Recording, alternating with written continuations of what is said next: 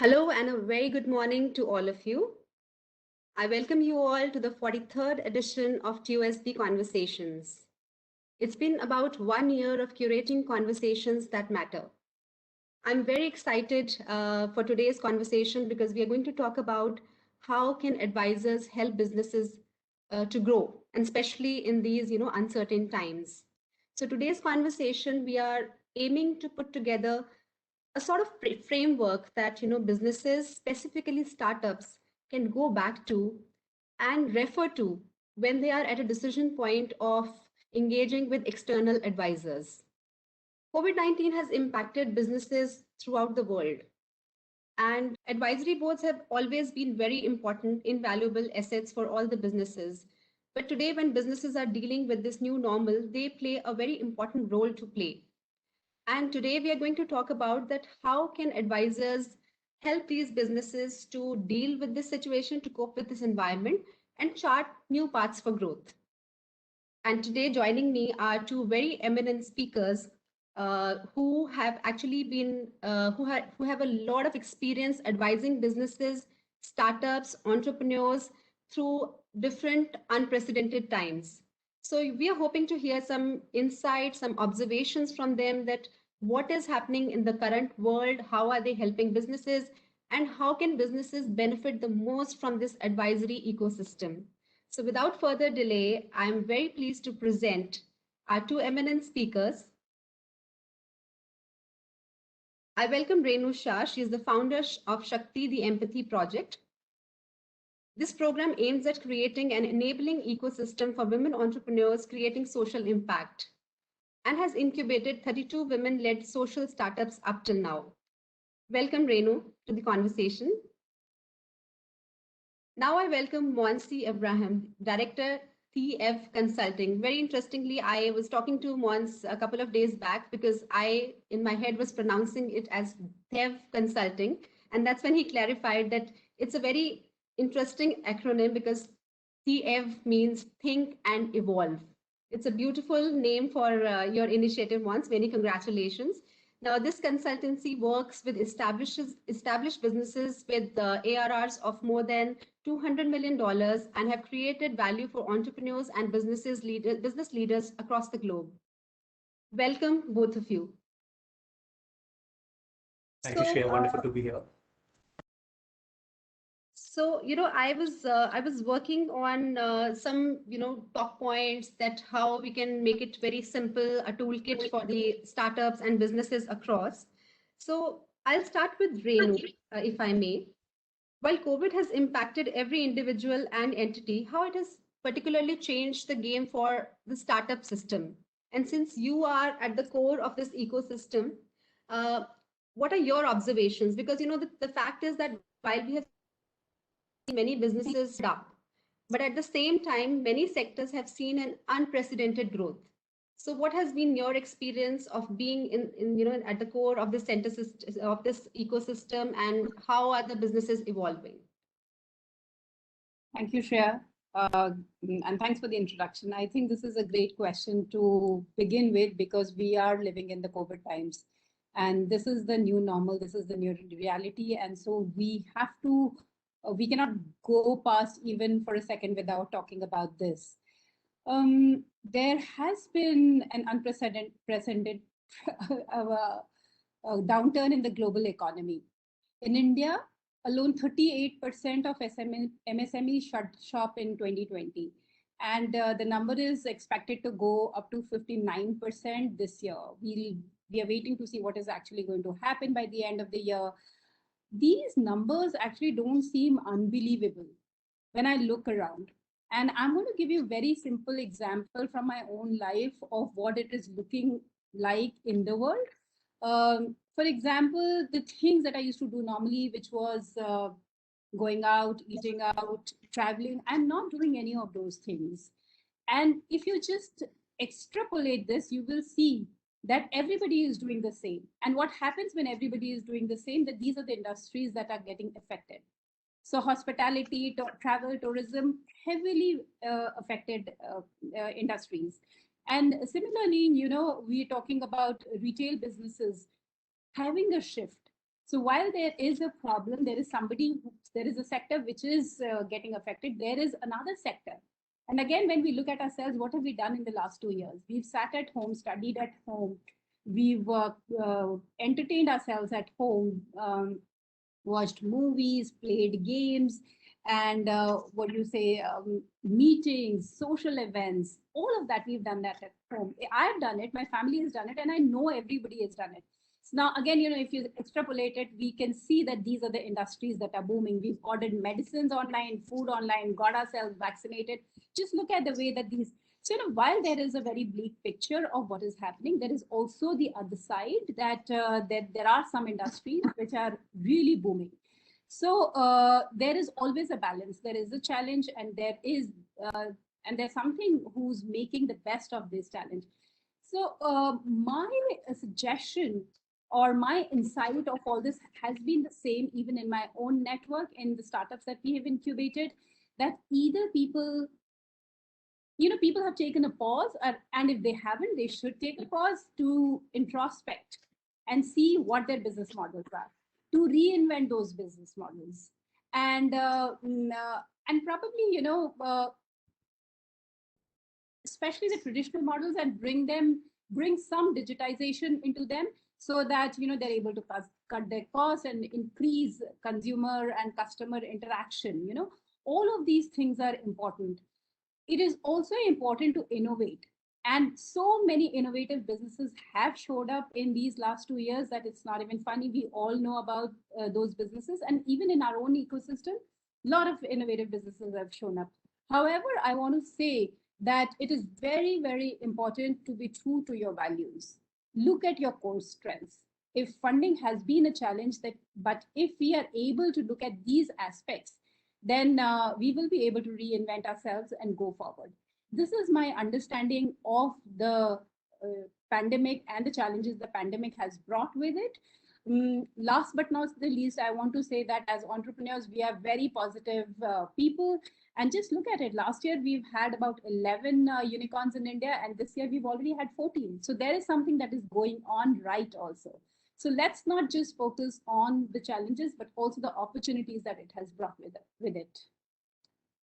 Thanks for giving that optimism to all of us, that it's not all gloom and doom outside. And I agree with you that the business who will innovate, who will improvise, they will definitely find ways to flourish and grow.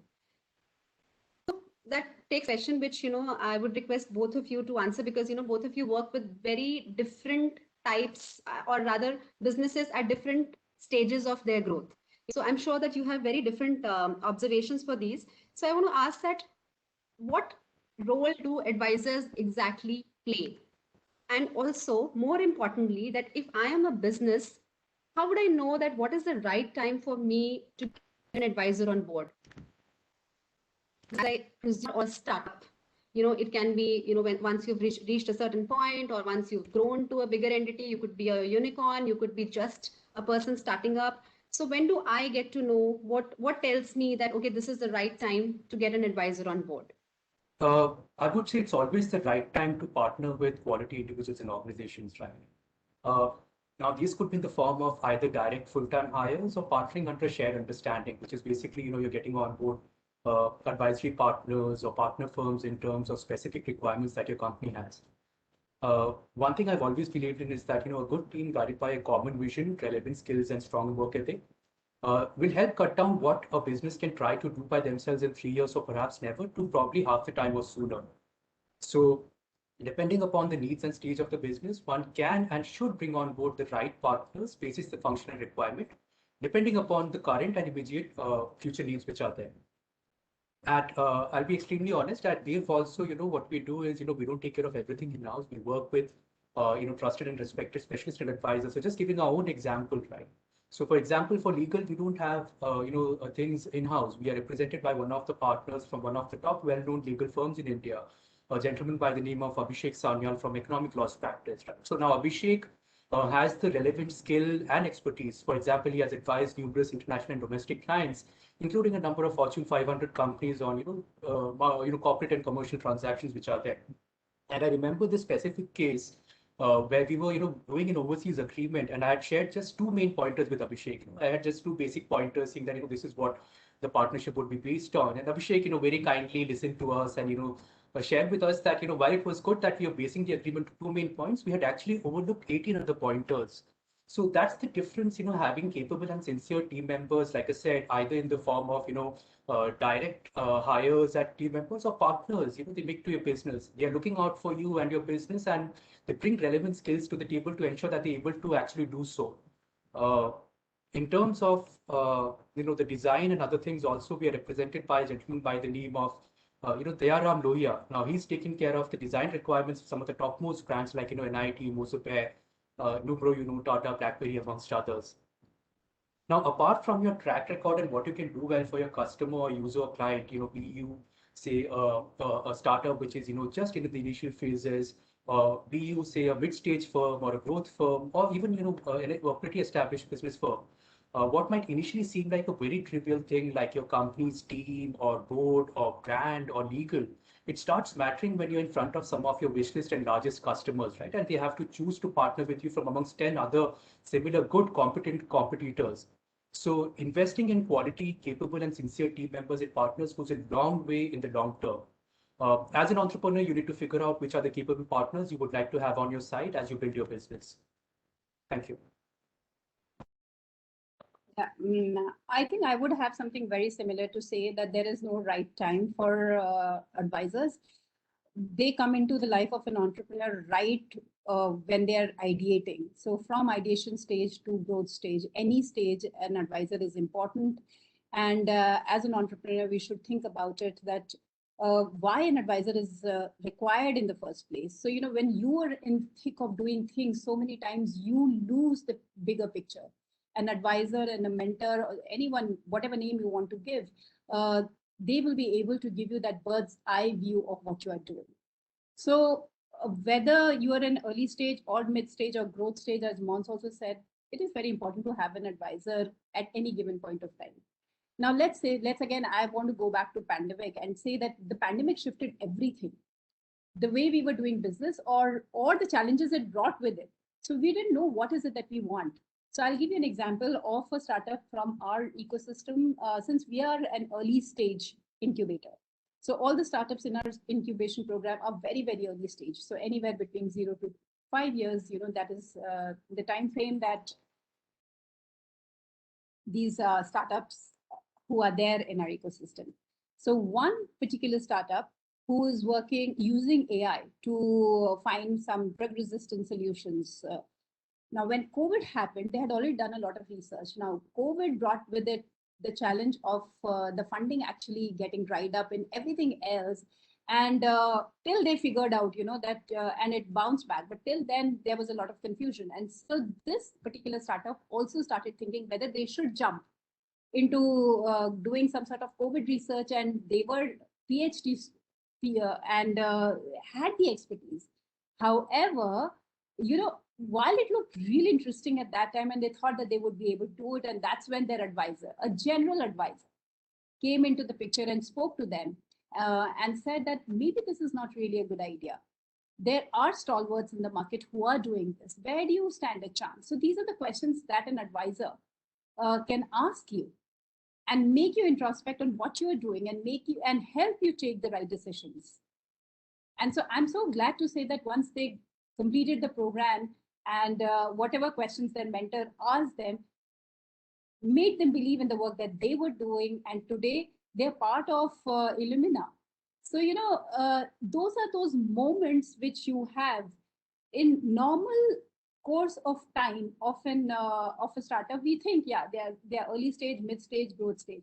But then there are also other difficult points where you need advisory. And I'm going one point beyond, where I'm saying that advisory is required beyond functional advisory also. So, that is also very important. Thank you so much. Well, what I gather from both of you is that one, of course, that getting an advisor on board just kind of accelerates your journey. Otherwise, you'll kind of figure out everything on your own, take your time, make your own mistakes, which you will eventually do. But, probably an advisor can handhold you through most of them. And secondly, as Renu said, that it's advisory can actually be relevant beyond the functional needs of a business.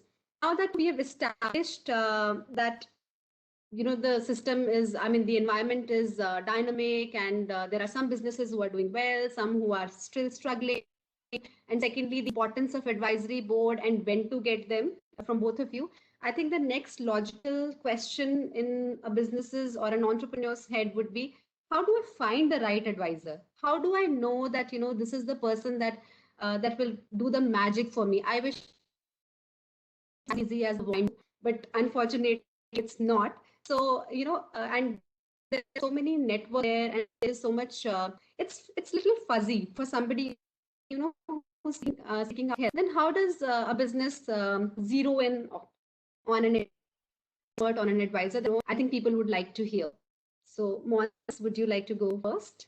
So thankfully we are now in a hyper-connected world, and we can, ask others in a network for an access recommendation from friends as well as strangers. And we can also do the ability to do, we also have the ability to do, short background checks on the recommendations which are being given. For me personally, I found a lot of, leaders in organizations reaching out from across the world, right? So obviously the pandemic has made a shift wherein, uh, people are more comfortable reaching out to you directly. There are agencies reaching out to you directly.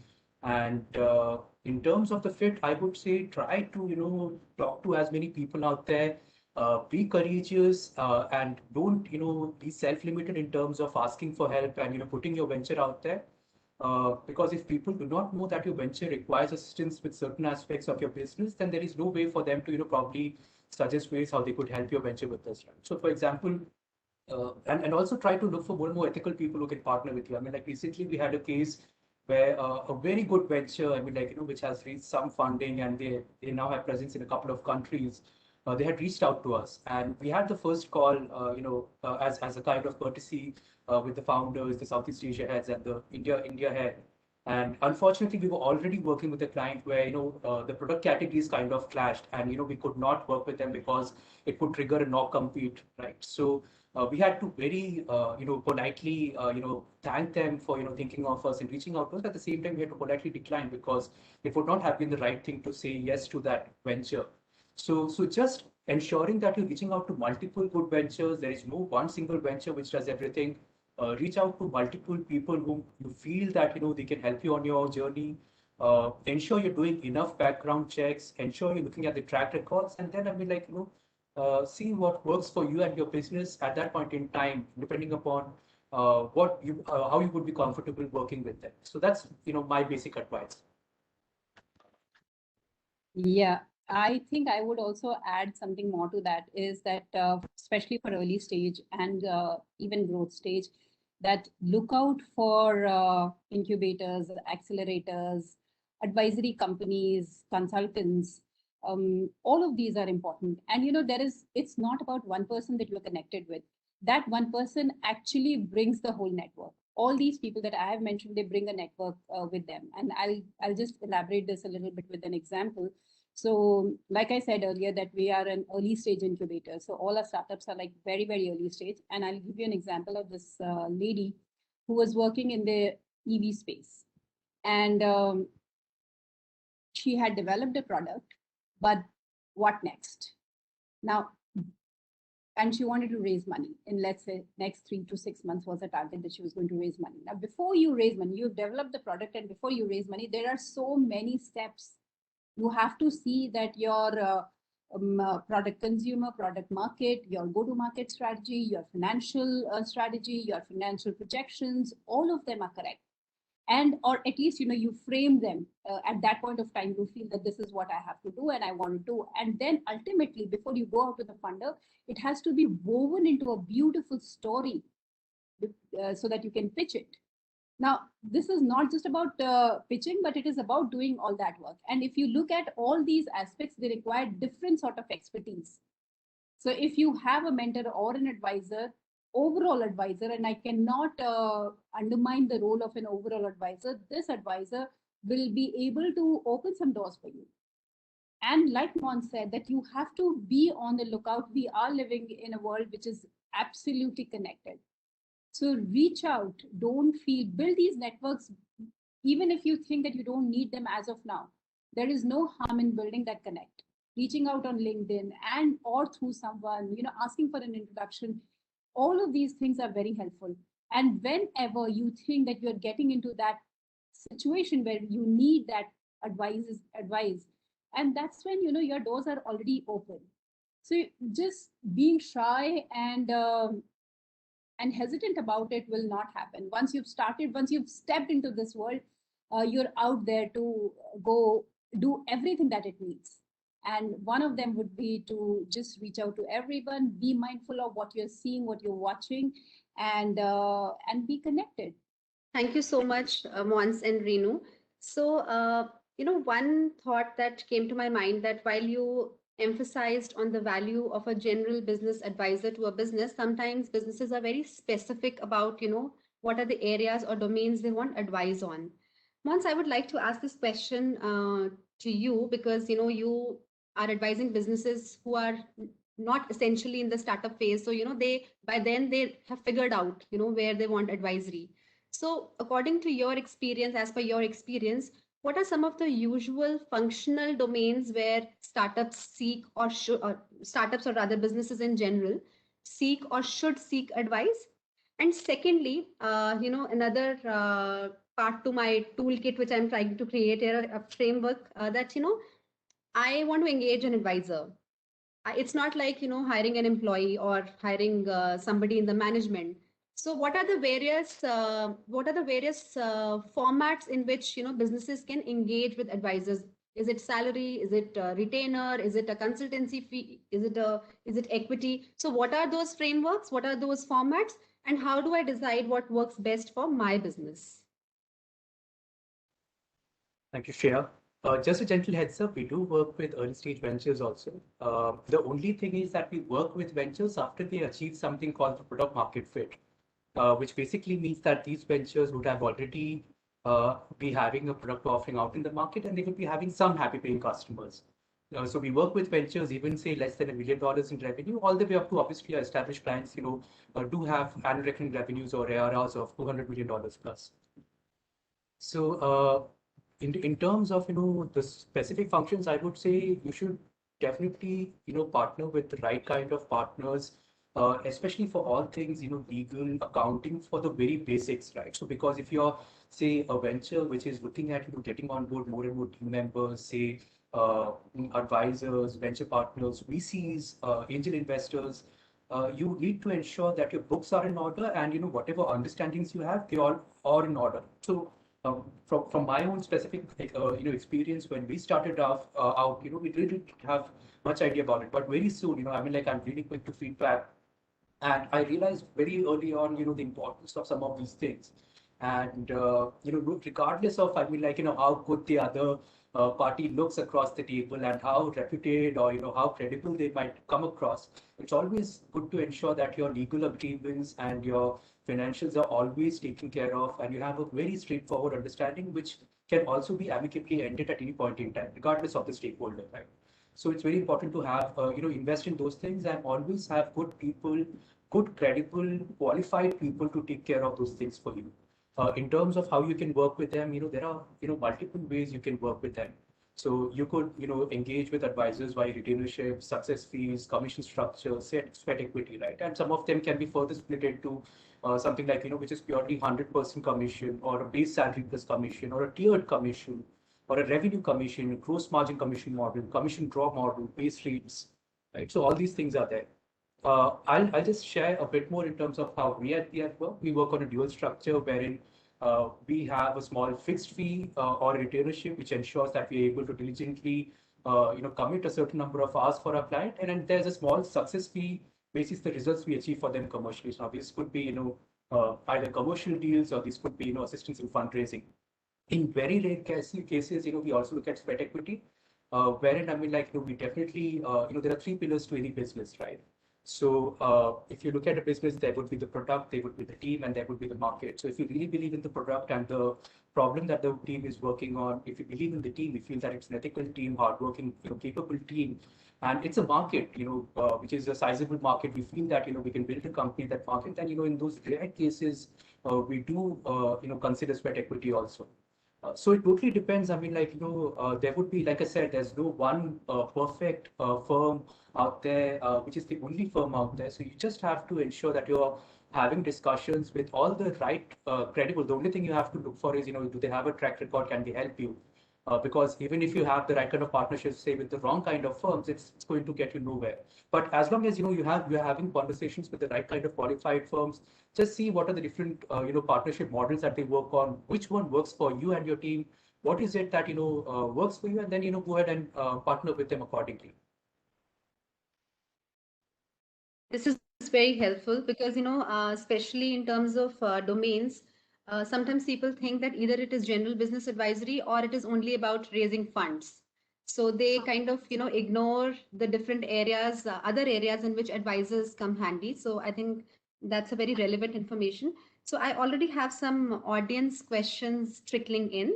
So may I take them with your permission? Sure. Absolutely, please. Yeah.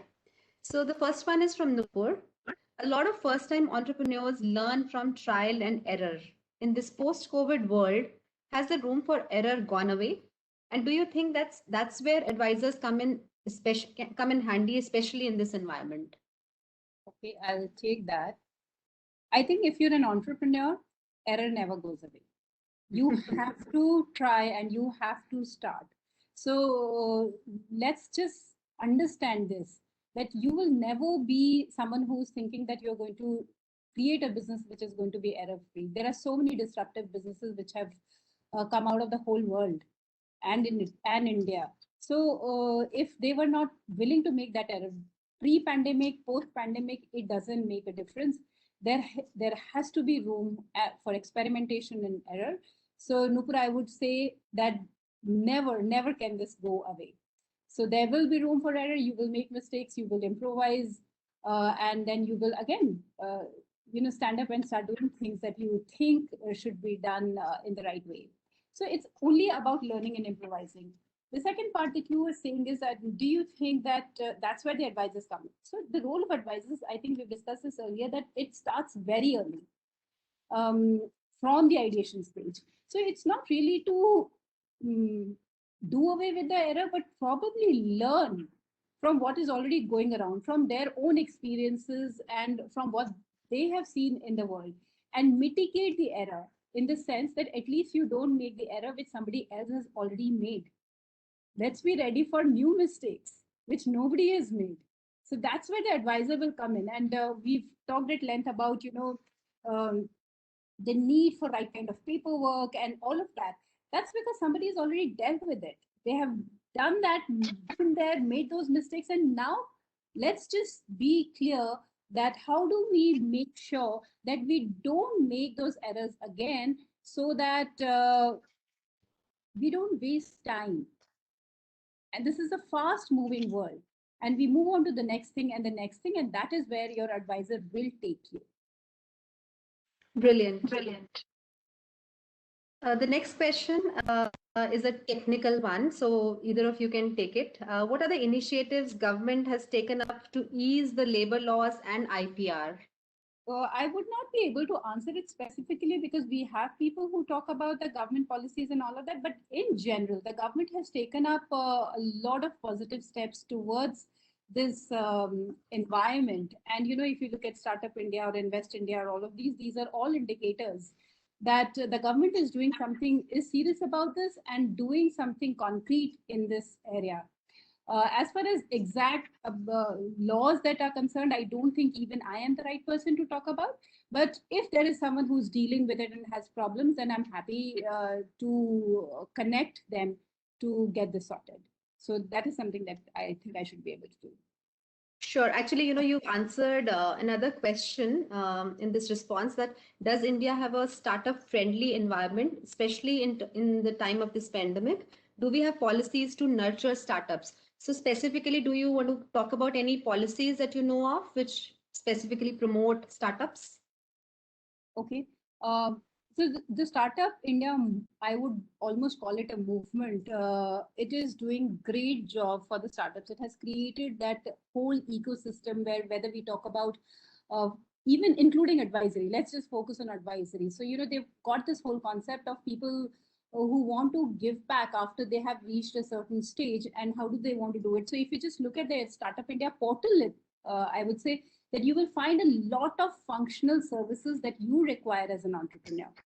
And that, I think, that small little thing is huge for someone who's just starting out. And to find those people, so we were talking about where do we find these people.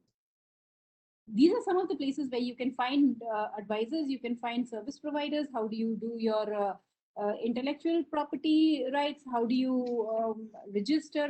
What are your legal things? Here are the people who will be able to solve all these problems for you. In addition to this, they also bring investment.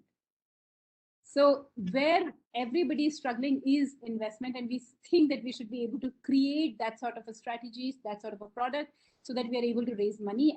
And the culture that the government is promoting through Startup India and other policies is that you will be able to raise some sort of capital for your startup if it has value. And there are a lot of these ecosystems which are present state-wise and the center also.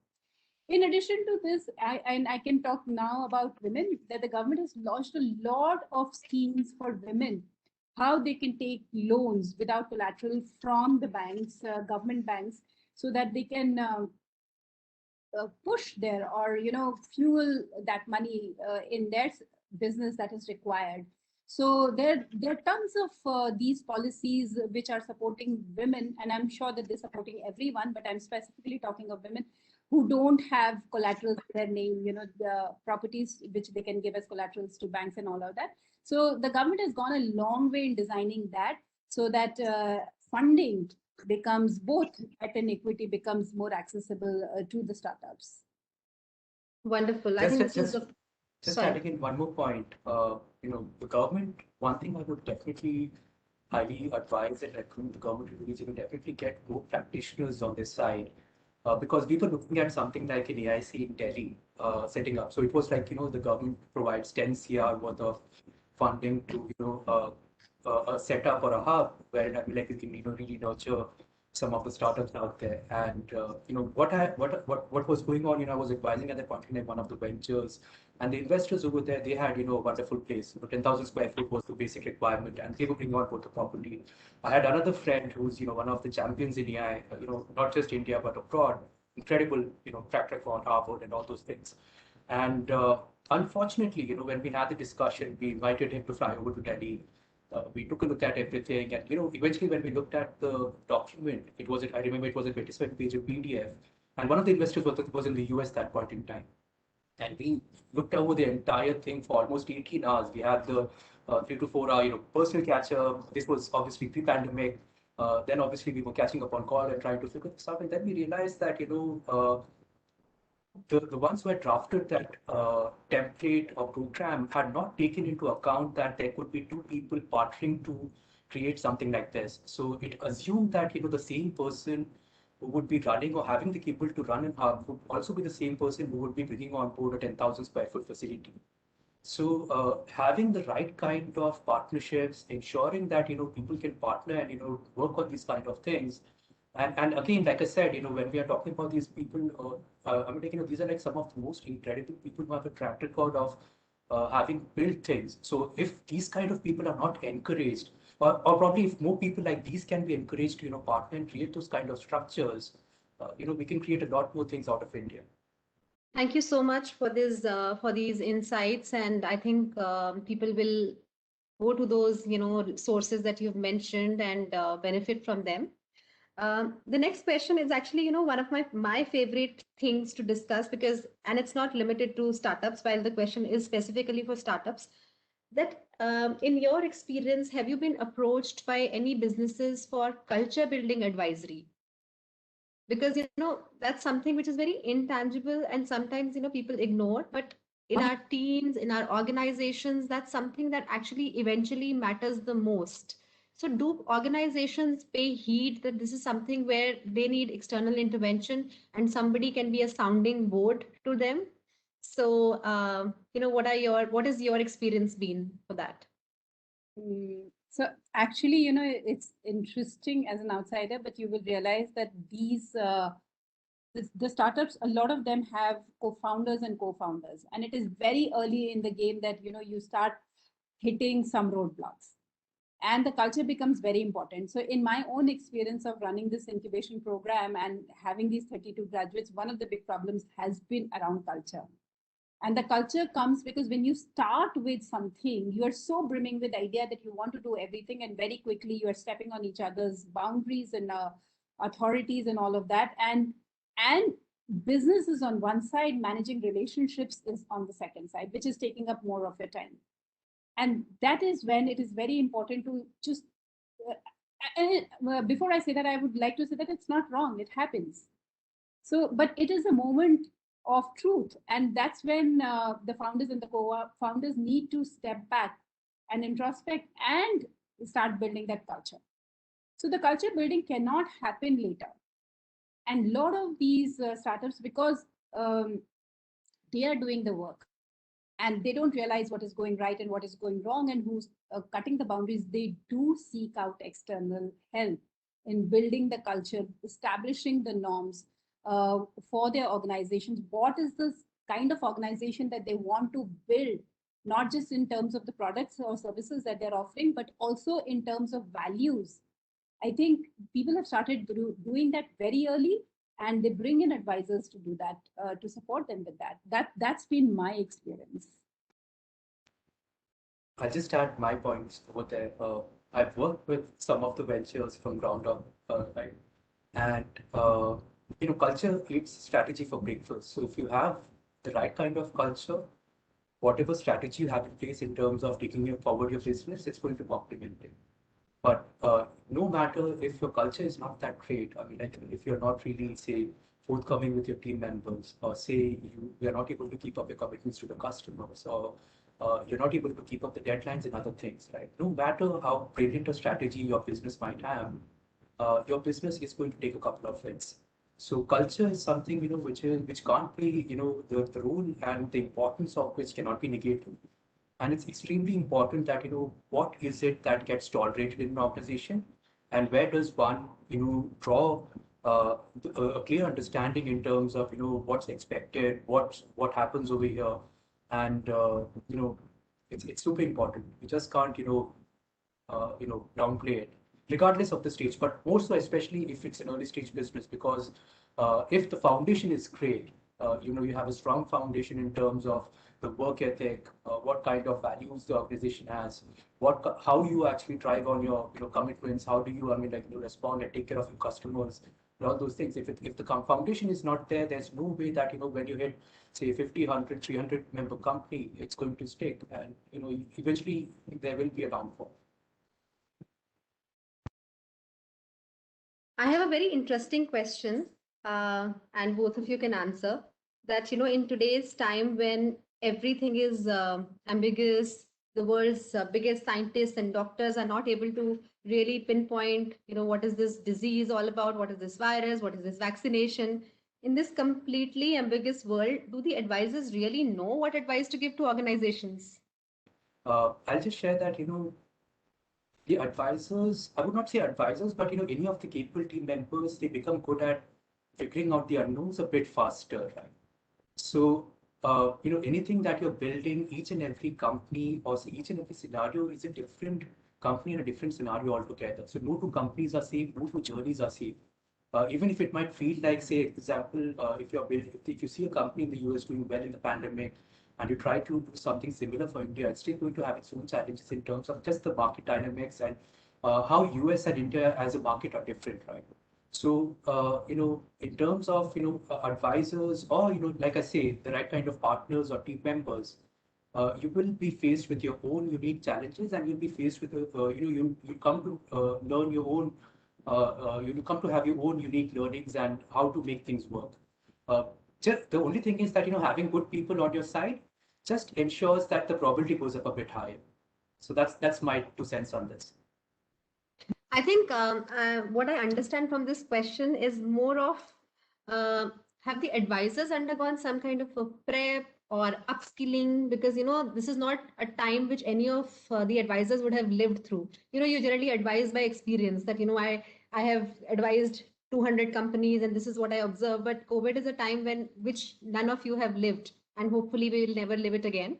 So is there any kind of training and upskilling or reading? How have you kind of equipped yourself to be relevant in today's time? I would say, Shreya, there is only 50% truth to this, simply because the startup world is such that people are coming up with products and solutions which haven't existed before. So even if we have to look at a giant like Facebook, they came up with a solution which did not exist. So there was a lot of unpredictability and a lot of uncertainty any which ways.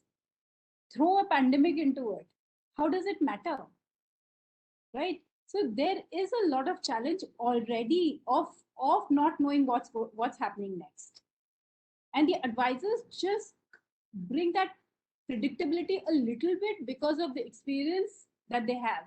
I am just reminded of a very funny incident, and I don't know if we have the time, and I would love to narrate that. Do we have the time? Yeah. Okay, so this is a professor when I was at Howard, and he would narrate this story all the time when Mark Zuckerberg came to him, and he said that he wanted to do this Facebook thing, and he said, I don't know what he was talking, and he wanted to drop out of college. Who does that? You've got into Harvard and you want to drop out? Who does that? And he said, I gave the advice to Mark, which I regret till date, and I told him that nothing is going to come out of it. It is a hobby. Why don't you listen to me and just stick to this degree that you're doing, and eventually you're going to get a great job. He said, I'm embarrassed to even share with people that this is the advice I gave to him. So that's the thing. So it's so different. It is something that we have not seen, we've not visualized, so we cannot blame the advisors for that, and we don't expect them to have all the answers. They will give you whatever their experience has been. They will come from that space, and the rest is for you to figure out how convinced you are about your own product or service. That is what a startup is all about: conviction in your own ideas, conviction in your own dreams, conviction where you want to get. An advisor has a limited role to play. They will tell you what they know best. So yeah, that's my 2 cents on the advisory role as far as the pandemic is concerned. Wonderful. I'll Mons, just your thoughts? Yeah, I'll just share this. I mean, like, in terms of skill sets and knowledge, I mean, like, we invest heavily into it. I mean, like, if you have to be amongst the best in the world, there's no way you can be, there unless you really, I mean, like, put in the work. So in terms of discipline, I mean, like, pandemic or no pandemic, we do invest in that. And if it means, going from 60 to 80 books worth of content, so this is not actual books, but worth of content across sectors every single year, in terms of discipline, which basically means that, almost most of the days of the week, you're putting in close to 3 to 4 hours of reading. That's something you have to do. And, that's something which has to be done. And there's no easy way around it. And yeah, that's discipline. Wonderful. Yeah, it's really a tough job to be ahead of times always, and and obviously you carry the responsibility of a business on your shoulders when somebody has entrusted you to be their advisor. So thank you so much for creating this environment for businesses and specifically startups. Renu, one last question. We are almost running out of time. I'm just going to quickly take this one. As an advisor, how do you advise someone whether the social good organization they are starting should be a non-profit or social enterprise? Shreya, like everything else, it does not have a clear-cut answer. It depends on what you're doing. So I'll give you an example. If you are working in the space of education where you are thinking that you are going to educate children who have been out of school, where is the revenue model? I mean, I don't know how one would imagine solving this problem. But if they're thinking that they are going to gather these children and they're going to create an institution or whatever, so who is going to be paying for that? And that is where the question comes, whether it is going to be a non-profit or a social enterprise. In models like this, where your beneficiary is underprivileged, or it is the health sector, sometimes it is very clear to you that this is going to be non-profit. Sometimes it is very clear. So if that it has to be a social enterprise. So for example, you're working with handicrafts and you're working with some rural handicrafts which you have redesigned and you've made them very, very contextual and you're selling it in the international market. It's up to you whether you want to be a non-profit or a for-profit. You can be a private limited company, you can be a Section 8 company, because there is going to be commercial activity in it. So the commercial activity will actually define which route to take, and it clarifies things for you. But sometimes there are situations where you will be stuck in between. That you started with the non-profit activity. At that point of time, it seemed to you that this is what you want to do because there is no commercial activity. And as the startup progresses and nobody just starts with one idea and sticks to that idea. The ideas scale, the activities scale. And if the activities scale, then you always again hit that point where you are at crossroads and thinking that what is the right route for me. So a lot of social products and services follow the double route, the dual, where they have a non-profit arm, plus they also have a for-profit arm. So there is not a clear-cut answer, but yes, if there is any, again, I would say there is a particular case, I would be happy to discuss that at length and see what can be done about it. So thank you both of you for joining this conversation. And before we close, a special mention to our partners, Step Up Genesis and TF Consulting and Shakti the Empathy Projects. Thank you so much for joining us, for supporting us for this great conversation.